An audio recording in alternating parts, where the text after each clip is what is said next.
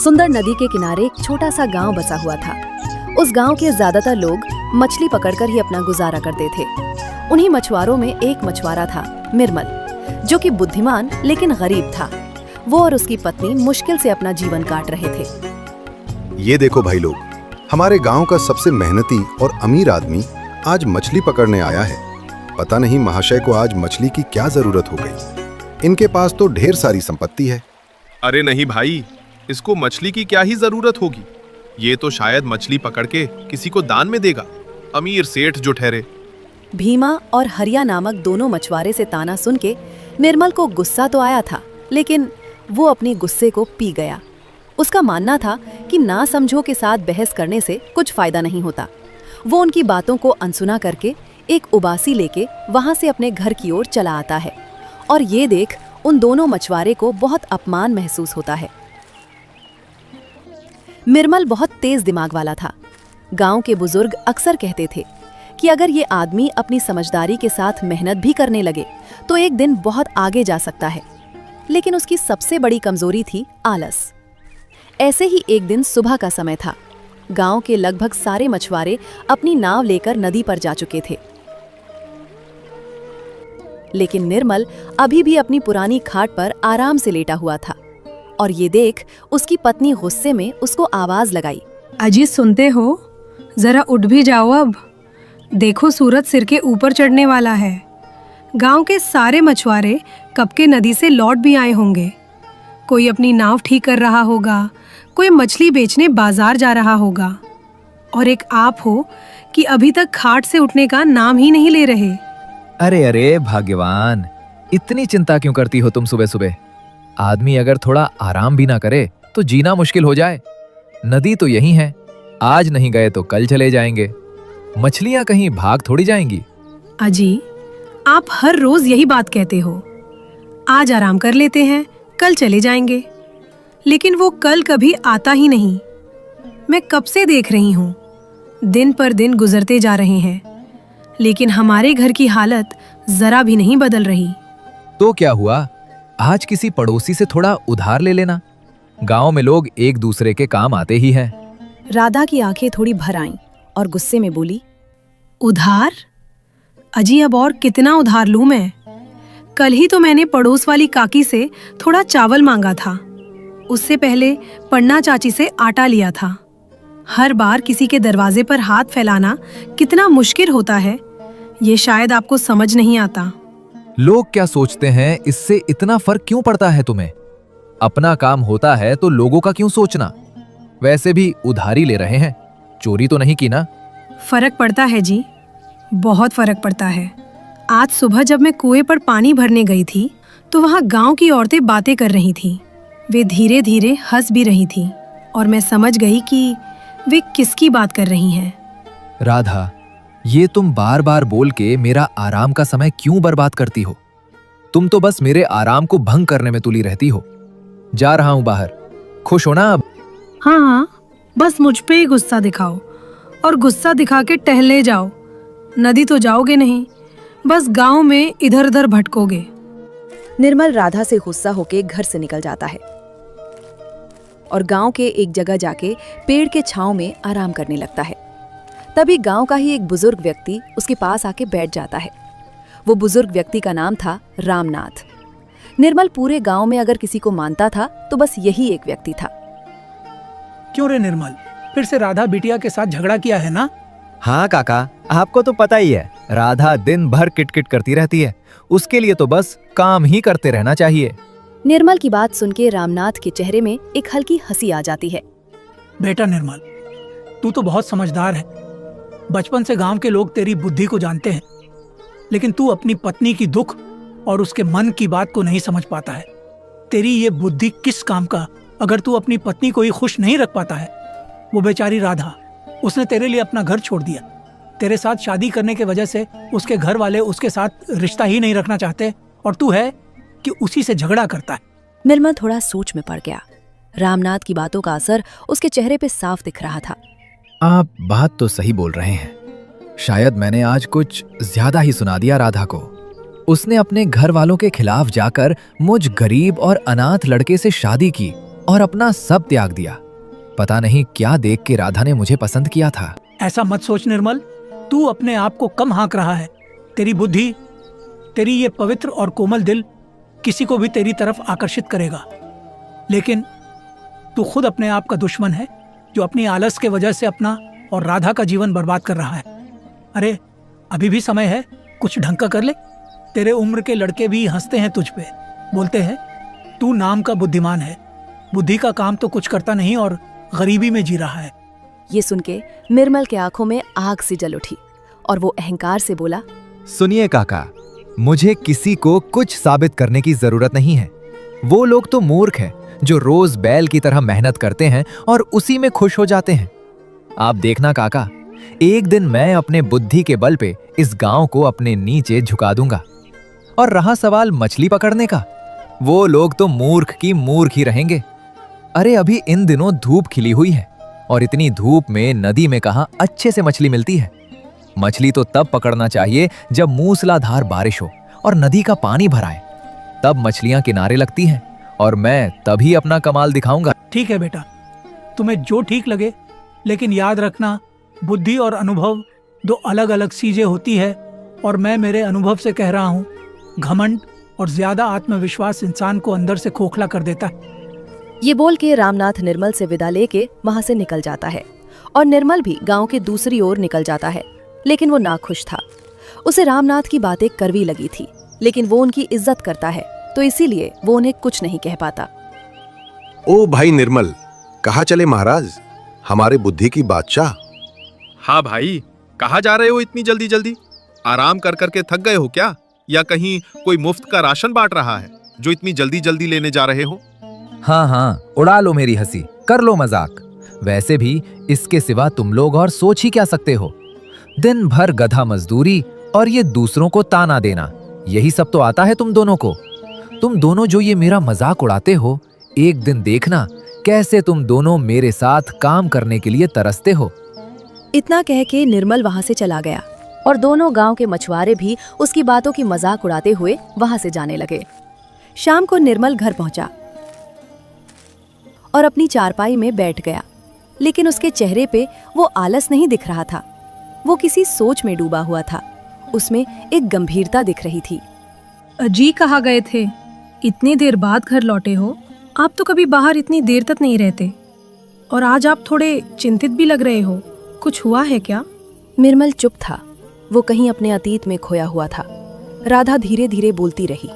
अजी, आपको याद है हमारी शादी के बाद आप क्या कहते थे? आप कहते थे कि एक दिन मैं इतनी मछलियां पकड़ूंगा कि हमारे घर में कभी कमी नहीं रहेगी।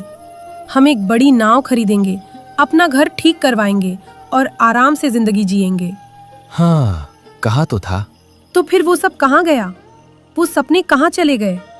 मैं आज भी वही राधा हूँ जो आपके साथ सपने देखा करती थी, लेकिन अब लगता है जैसे वो सारे सपने धीरे धीरे खत्म होते जा रहे हैं। सपने तो सब देखते हैं राधा, लेकिन हर सपना पूरा हो ये जरूरी तो नहीं। शायद तुम नहीं समझोगी। अचानक माहौल फिर से गर्म हो गया। राधा फिर से गुस्से में बोलने लगी। जरूरी नहीं है, लेकिन कोशिश करना तो जरूरी है ना। अगर आदमी कोशिश ही ना करे तो फिर जिंदगी कैसे बदलेगी? सब कुछ मेहनत से नहीं होता, किस्मत भी चाहिए। किस्मत भी उसी का साथ देती है जी जो मेहनत करता है। अगर आप ऐसे घर में बैठे किस्मत के भरोसे रहे तो सच कहती हूँ, हमारे घर का चूल्हा नहीं जलेगा। घर में कुछ देर के लिए सन्नाटा छा गया। राधा धीरे से रसोई में गई और चूल्हे के पास जाकर बैठ गई और बुझी हुई राख को देखने लगी और रसोई से ही निर्मल से झगड़ने लगी। ये जी, मैं आपसे बहुत बड़ी चीज नहीं मांग रही, बस इतना चाहती हूँ कि आप अपनी नाव लेकर नदी तक चली जाओ। 2-4 मछलियां ही मिल जाएंगी तो भी दिन कट जाएगा। तुम्हें लगता है मैं मेहनत नहीं करना चाहता? क्या तुम्हें पता नहीं है मेरे अतीत की कहानी? तुम जानती तो हो कि मुझे ये मछली पकड़ने का काम पसंद नहीं है। मेरे पिता ये काम करते थे और चाहते थे कि मैं भी गांव के उस नदी के साथ अपना रिश्ता रखूं। मैं उनका काम आगे बढ़ाऊं और उन्हीं के उस इच्छा के वजह से न मैं आगे बढ़ पाया हूं, न चैन से जी पा रहा हूं। अगर चाहते तो अब तक कर चुके होते। मैं आपकी दुश्मन नहीं हूँ, मैं तो बस आपकी पत्नी हूँ। और एक पत्नी अपने पति को गरीब और दुखी देखकर खुश कैसे रह सकती है? असलियत तो ये है कि आप मेहनत करना ही नहीं चाहते, इसीलिए अपने पिता को दोष देते हैं। अगर मछली नहीं पकड़नी तो कुछ और कर लीजिए, लेकिन कुछ तो कीजिए। ठीक है, अब तुम ज्यादा ही बोल रही हो।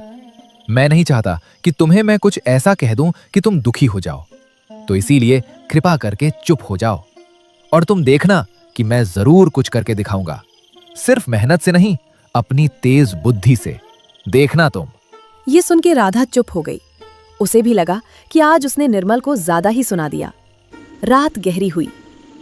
दोनों पति पत्नी घर का बचा कुचा खाना खाकर सो गए, लेकिन थोड़ी ही देर में तेज मूसलाधार बारिश शुरू हो गई।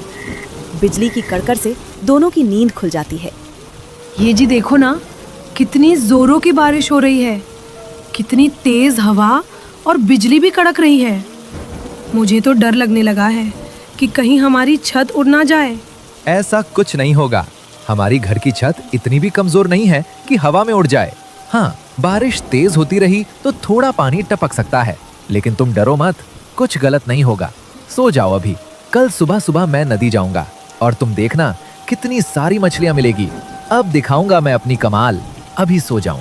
निर्मल के इतना कहते ही राधा को बहुत खुशी हुई और दोनों ने आराम से अपनी नींद पूरी की। अगली सुबह निर्मल जल्दी उठा। उसे जल्दी उठता देख राधा भी थोड़ा हैरान थी। उसे देख ऐसा लग रहा था कि वो पहले का आलसी निर्मल नहीं था, बल्कि एक मेहनती इंसान था जो अपना दायित्व पूरा करने के लिए सुबह सुबह उठ गया। लेकिन बारिश अभी भी कम नहीं हुई थी। अभी भी हल्की हल्की बारिश हो रही थी। निर्मल अपनी पुरानी जाल उठाता है और नदी की ओर निकल जाता है। यहाँ तो मेरे अलावा और कोई नहीं है। लगता है बारिश की वजह से सब घर में बैठे हुए हैं। सही है, ज्यादा लोग ना हो तो मेरे लिए ही अच्छा है। नदी में निर्मल के अलावा और कोई मछुआरा नहीं था। बारिश थोड़ी थोड़ी तेज होने लगी थी। निर्मल नदी के दूसरी ओर निकल गया, जहां उसे लगा था कि ज्यादा मछली मिल सकते हैं। निर्मल बिना देर किए उस जगह में लगातार अपना जाल फेंकने लगता है और उसने जैसा सोचा था वैसे ही देखते ही देखते उसे ढेर सारी मछलियां मिल गईं। वाह, अब ये होता है समय का सही इस्तेमाल। मुझे पता था इस बारिश में ज्यादा मछलियां मिलने का संभावना है।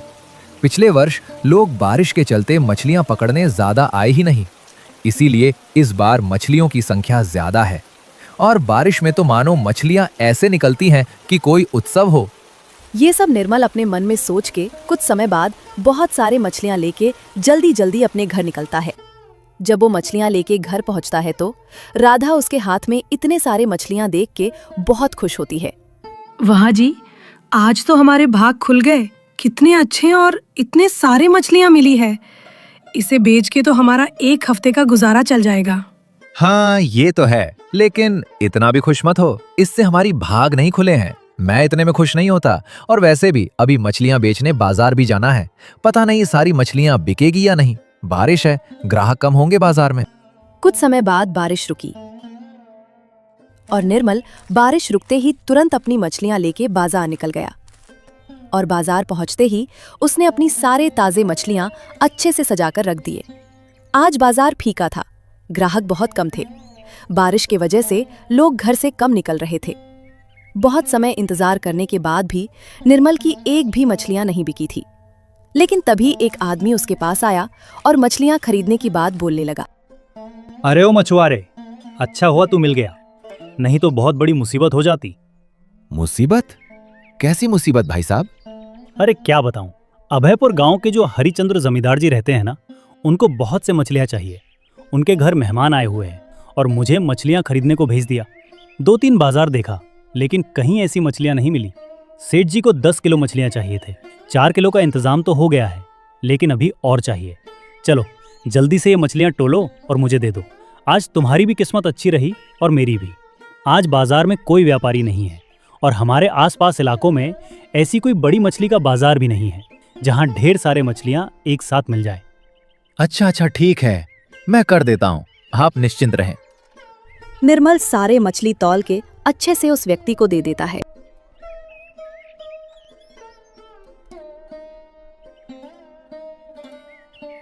पूरे 5 किलो थे। माफ कीजिएगा, आपको 6 किलो नहीं दे पाया। कोई बात नहीं, इतने से काम हो जाएगा। तुम्हारा धन्यवाद। ये बोल के वो व्यक्ति मछलियां लेके चला गया और कुछ पल में निर्मल भी अपने घर की ओर निकल आया। निर्मल जब बाजार से लौट रहा था तो उसके हाथ में पैसे जरूर थे, लेकिन उसके चेहरे पर वैसी खुशी नहीं थी जैसी आमतौर पर होती है। उसके कदम धीरे धीरे चल रहे थे और उसकी आंखों में गहरी सोच साफ दिखाई दे रही थी। उसके मन में एक ही बात बार बार घूम रही थी। आज तो सारी मछलियां एक ही आदमी ने एक ही पल में खरीद ली। अगर ऐसा रोज हो सके तो, अगर पूरे इलाके की मछलियां एक ही जगह बिकें तो। इसी सोच में डूबा हुआ वो घर पहुंच गया। घर पर राधा उसका इंतजार कर रही थी। जैसे ही उसने निर्मल के हाथ में पैसे देखे, उसके चेहरे पर खुशी खिल उठी। अरे वाह जी, आज तो सच में भगवान ने हमारी सुन ली। इतने पैसे, लगता है सारी मछलियां बिक गईं। निर्मल ने चुपचाप पैसे राधा के हाथ में रख दिए। राधा खुश तो थी, लेकिन उसने देखा कि निर्मल कुछ ज्यादा ही गंभीर दिख रहा है। क्या बात है जी, पैसे भी मिल गए, मछलियां भी बिक गईं, फिर भी आप इतने चुप क्यों हो? कुछ चिंता कर रहे हो क्या? निर्मल हल्का सा मुस्कुराया। नहीं राधा, मैं चिंता नहीं कर रहा, बल्कि मेरे दिमाग में एक बहुत बड़ा विचार आया है। राधा थोड़ी उत्सुक हो गई। विचार? कैसा विचार? निर्मल चारपाई पर बैठ गया और धीरे धीरे बोलने लगा। आज बाजार में मैंने एक बात देखी। इतने बड़े इलाके में मछलियों का कोई बड़ा बाजार ही नहीं है। हर मछुआरा अपनी मछलियां लेकर अलग अलग जगह बैठता है और ग्राहक को भी मछली ढूंढने के लिए इधर उधर भटकना पड़ता है। राधा ध्यान से सुन रही थी। निर्मल आगे बोला। मैं सोच रहा हूँ कि क्यों न मैं एक बड़ा कारोबार शुरू करूं। ऐसा कारोबार जिसमें मैं सारे मछुआरों से मछलियां खरीदूं और एक बड़ी दुकान खोलूं जहां हर तरह की मछलियां एक ही जगह मिले। राधा की आंखें थोड़ी बड़ी हो गईं। सोचो राधा, ग्राहक को भी फायदा होगा, उसे अलग अलग जगह नहीं जाना पड़ेगा, और मछुआरों को भी फायदा होगा, उन्हें घंटों बाजार में बैठकर मछलियां बेचनी नहीं पड़ेंगी। वो अपनी मछलियां सीधे मुझे बेच देंगे। राधा कुछ पल तक सोचती रही, फिर उसने पूछा। विचार तो अच्छा है जी, लेकिन इससे आपको फायदा क्या होगा? निर्मल हल्का सा हंस पड़ा। अरे भाग्यवान, मैं उनसे थोड़ा कम दाम में मछलियां खरीदूंगा और दुकान में थोड़ा ज्यादा दाम में बेचूंगा। यही तो व्यापार होता है। वो तो ठीक है, लेकिन इतनी सारी मछलियां खरीदने के लिए पैसे कहाँ से आएंगे? ये सुन के निर्मल कुछ देर चुप रहा, फिर धीरे से बोला। उधार लेना होगा, और क्या? राधा ने तुरंत उसकी ओर देखा। तो उधार की बात सोच रहे हैं? मैं आपकी फैसले की इज्जत करती हूँ, लेकिन ऐसे उधारी लेना तो थोड़ा मुश्किल हो सकता है। हमें उधारी देगा कौन? अगर आपको बुरा ना लगे तो मेरे मायके से ले लेते हैं। ये सुनते ही निर्मल थोड़ा असहज हो गया। तुम जानती हो ना, तुम्हारे घरवाले मुझे पसंद नहीं करते। अगर हम वहां पैसे मांगने गए तो वो लोग पैसे नहीं देंगे, उल्टा बेइज्जत अलग से करेंगे। कोशिश करने में क्या जाता है? आखिर वो मेरी मायका है, शायद इस बार मान जाए। और वैसे भी हमारी शादी को समय हो चुका है, शायद मेरे घर वाले अब गुस्सा नहीं होंगे। निर्मल कुछ देर सोचता रहा, फिर उसने गहरी सांस ली। ठीक है, अगर तुम्हें लगता है कि कोशिश करनी चाहिए तो चलो करते हैं, लेकिन मुझे ज्यादा उम्मीद नहीं है। अगली सुबह दोनों जल्दी उठे और राधा के मायके की ओर चल पड़े। राधा का घर गांव से थोड़ी दूरी पर था। जब वे वहां पहुंचे तो आंगन में राधा की माँ और उसका बड़ा भाई बैठे हुए थे। राधा को देखकर उसकी माँ थोड़ी चौंक गई। अरे राधा, तू? लेकिन तभी राधा का बड़ा भाई कठोर आवाज में बोला। क्यों आई हो यहाँ? भूल गई क्या? अब तुम्हारे लिए इस घर में कोई जगह नहीं है? भैया, हमें आपसे थोड़ी मदद चाहिए थी। इतना सुनते ही भाई ने निर्मल की ओर तिरछी नजर से देखा। बोला। मदद? किस बात की मदद? इस फटीचर के साथ शादी की थी ना, तो अब भुगतना तो पड़ेगा। निर्मल ने हिम्मत करके कहा। मैं एक व्यापार शुरू करना चाहता हूँ, मछलियों का। अगर थोड़ा उधार मिल जाए तो। उसकी बात पूरी भी नहीं हुई थी कि राधा का भाई जोर से हंस पड़ा। तुम और व्यापार, पहले खुद तो काम करना सीख लो। उसकी पत्नी भी हंसने लगी। जिस आदमी से अपनी पत्नी का पेट नहीं भरता, वो व्यापार करेगा? राधा की आंखें झुक गईं। माँ ने भी ठंडी आवाज में कहा, बेटी, हमने पहले ही कहा था उस लड़के से शादी मत कर, अब भुगतो। भाई ने गुस्से से कहा। यहाँ से चले जाओ, हमारे पास तुम्हारे लिए एक पैसा भी नहीं है। ये सुनकर निर्मल के अंदर आग सी लग गई। उसने बिना कुछ कहे राधा का हाथ पकड़ा और वहां से निकल गया। राधा की आंखों में आंसू थे, लेकिन निर्मल की आंखों में गुस्सा जल रहा था। कुछ समय बाद दोनों अपने गांव पहुंचे और दोनों चुपचाप रास्ते पर चल रहे थे। तभी सामने से रामनाथ काका आते दिखाई दिए। उन्होंने राधा की आंसू भरी आंखें देख लीं। रामनाथ ने चिंता से पूछा, क्या हुआ बेटा, राधा दुखी लग रही है? निर्मल ने गुस्से और दुख के साथ सारी बात बता दी। रामनाथ कुछ देर चुप रहे, फिर मुस्कुराए। अगर तुम्हारा विचार सच में अच्छा है तो पैसे की चिंता मत करो, मैं तुम्हें एक आदमी से मिलवाता हूँ। ये सुन के निर्मल हैरान हो गया। क्या सच में? कौन? वो कौन है काका? अभयपुर के जमींदार हरिचंद्र जी। ये सुनकर निर्मल थोड़ा घबरा गया, लेकिन रामनाथ उसे साथ लेकर अभयपुर की ओर चल पड़े और राधा अपनी घर के लिए निकल गईं। कुछ देर बाद वे एक बड़े हवेली जैसे घर के सामने पहुंचे। निर्मल पहली बार इतनी बड़ी हवेली देख रहा था। जैसे ही वो अंदर गया, उसकी नजर अचानक एक आदमी पर पड़ी। वही आदमी जो कल बाजार में उससे मछलियां खरीदने आया था। निर्मल मन ही मन चौंक गया। अरे, ये तो वही आदमी है। तभी रामनाथ काका बोले, जमींदार साहब, यह है निर्मल, जिसके बारे में मैंने आपको कई बार बताया था। आज इसको थोड़े पैसों की जरूरत है, क्या आप इसकी मदद करेंगे? अरे सेठ जी, ये तो वही मछुआरा है जिससे मैंने आपके लिए मछली लेके आया था। इसकी वजह से हमें कल मछली मिल पाया था। ओह, ऐसा है, समझ गया। रामनाथ जी, समझो आप लोगों का काम हो गया। धन्यवाद जमींदार जी, मुझे पता था आप जरूर मदद करेंगे। आपका बहुत बहुत धन्यवाद। तभी निर्मल को समझ आया, जिस आदमी को वो कल साधारण नौकर समझ रहा था, वो वास्तव में जमींदार हरिचंद्र का खास आदमी था और अब उसकी किस्मत एक नए मोड़ पर खड़ी थी। आपका धन्यवाद जमींदार जी, आप इतनी जल्दी हमारी मदद के लिए तैयार हो गए, बिना ये सोचे कि मैं कैसा व्यक्ति हूं और आपके पैसे वापस कर भी पाऊंगा या नहीं। मैं आपसे वादा करता हूं कि आपके पैसे जल्द से जल्द लौटाऊंगा। अरे नहीं नहीं निर्मल, तुम गलत समझ रहे हो। तुमको क्या लगा कि मैं बिना किसी व्यक्ति को जाने पैसे दे दूंगा? नहीं निर्मल, मैंने तुम्हारी बुद्धि और तुम्हारी ईमानदारी के किस्से रामनाथ जी से सुनी है। कल जो घटना हुआ उससे तो मैं और भी प्रसन्न हुआ। तो क्या मदद तो करनी ही थी। धन्यवाद, धन्यवाद जमींदार जी, मैं आपका ये उपकार कभी नहीं भूलूंगा। निर्मल पैसे मिलने के बाद बहुत खुश था और जमींदार से पैसे लेके निर्मल रामनाथ के साथ घर की ओर रवाना हुआ। अगले दिन रामनाथ और निर्मल बाजार के एक जगह देखते हैं और वहां के मालिक से बातचीत करके उस जगह एक बड़ी सी दुकान खोलने की तय करते हैं। ऐसे ही कुछ दिनों बाद निर्मल का दुकान बनके तैयार हुआ और उसने अपने गांव के और कई जगह के मछुआरे को बुलाया और उनको कारोबार के बारे में समझाया। भाई लोग, आज से किसी को भी घंटों बैठ के या जगह जगह घूम के मछलियां बेचने की जरूरत नहीं है। ये मेरी दुकान है। सब लोग अपनी मछलियां मुझे बेच देना और ग्राहक आकर मेरे दुकान से जो भी मछली और जितने भी मछली चाहिए ले पाएंगे।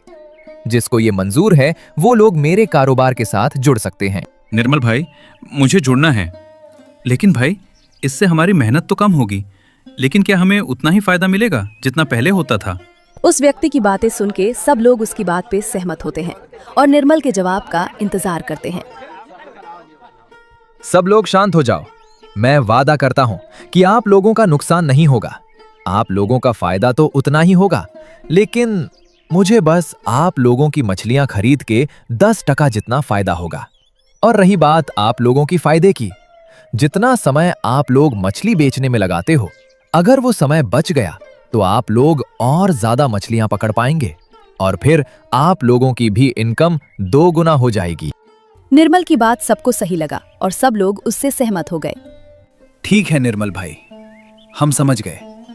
तुम्हारे कारोबार के साथ जुड़ के हमें बहुत खुशी होगी और अच्छा लगा कि तुमने ये कारोबार आरंभ किया। हम तुम्हारे साथ हैं। हाँ भाई, तुमने हमारे लिए एक आसान और लाभदायक रास्ता निकाला। मानना पड़ेगा तुम्हारी बुद्धि को। सब लोग निर्मल के बातों से सहमत थे और निर्मल भी सबका साथ मिलके खुश हो जाता है। लेकिन भीमा और हरिया बिल्कुल नाखुश थे। उनको निर्मल के साथ काम नहीं करना था। वो हमेशा से उससे जलते थे। वो लोग बिना कुछ बोले भीड़ से निकल गए। निर्मल का कारोबार चल पड़ा। निर्मल ने जैसा सोचा था वैसे ही सब ने उसको मछलियां बेची और कई सारे ग्राहकों ने पहले ही दिन अच्छी खरीदारी की। लेकिन ये सब भीमा और हरिया को रास नहीं आ रहा था और दोनों अपने मछलियां बेचने की जगह ग्राहकों को बुलाकर निर्मल के खिलाफ गलत बोलने लगे। अरे भाई, क्यों उस निर्मल के पास मछली खरीदने जाते हो, जबकि हम उससे ताजी और सस्ती में मछलियां दे देंगे। जब भीमा और हरिया उस ग्राहक को ये सब बोल रहे थे तब वहां से रामधन काका गुजरते हैं और वो जाके निर्मल को सब बता देता है। अरे काका, कोई बात नहीं, करने दो मेरी बुराई। वो लोग हमेशा से मुझसे जलते थे, तो अब और उनसे उम्मीद भी क्या कर सकते हैं। छोड़ो काका। निर्मल उन लोगों पे ज्यादा ध्यान नहीं देता और अपने कारोबार पे ध्यान देता है। और ऐसे ही दिन बीतते गए और निर्मल अपने बुद्धि और साथी मछुआरे की मदद से अपने कारोबार से अच्छा मुनाफा करने लगता है। और यहाँ भीमा और हरिया की अब व्यापार ठीक नहीं चल रहा था। उनसे अब मछलियां खिरने ग्राहक नहीं जाते थे और फिर दोनों थक हार के निर्मल के पास मदद के लिए आते हैं। निर्मल भाई, हमें पता चल गया कि हमने कितनी बड़ी भूल की। हमारा धंधा स्तब्ध हो गया है। अब हमसे मछलियां कोई नहीं खरीदता है। कृपा करके हमें भी अपने साथ जुड़ने का मौका दो। हाँ निर्मल भाई, कृपा करके हम पे ये एहसान करो और हमें बर्बाद होने से बचा लो। हमारी पहले की बातों की वजह से हमसे नाराज मत रहना। ये क्या बोल रहे हो? तुम लोगों को मेरी मदद की क्या जरूरत? तुम लोग तो बड़े आदमी हो और वैसे भी अब मैं तुम्हारी मदद नहीं कर सकता। तुम दोनों के वजह से बाजार बहुत खराब हुआ है। तुम लोगों ने ग्राहकों को बहुत भड़काया है और अगर मैं तुम्हें मेरे साथ जोड़ूं तो बाकी के मछुआरे भाई से मेरा रिश्ता खराब होगा। तुम लोग यहाँ से जा सकते हो। निर्मल की बात सुन के दोनों को बहुत दुख हुआ और दोनों वहां से अपने हालत का रोना लिए निकल गए। निर्मल का कारोबार अब जोड़ो चरो से चलने लगा। अब वो ज्यादा दुकान में नहीं बैठता। उसने कई लोग अपने दुकान में रखे हुए थे। निर्मल का पुरानी झोपड़ी अब खुशहाल पक्के मकान में तब्दील हो गया था और निर्मल रामधन काका को भी अपने मदद के लिए उनको अपने कारोबार से अच्छा हिस्सा देता था और गांव के लोग भी अब उसको सम्मान के नजरों से देखने लगा था।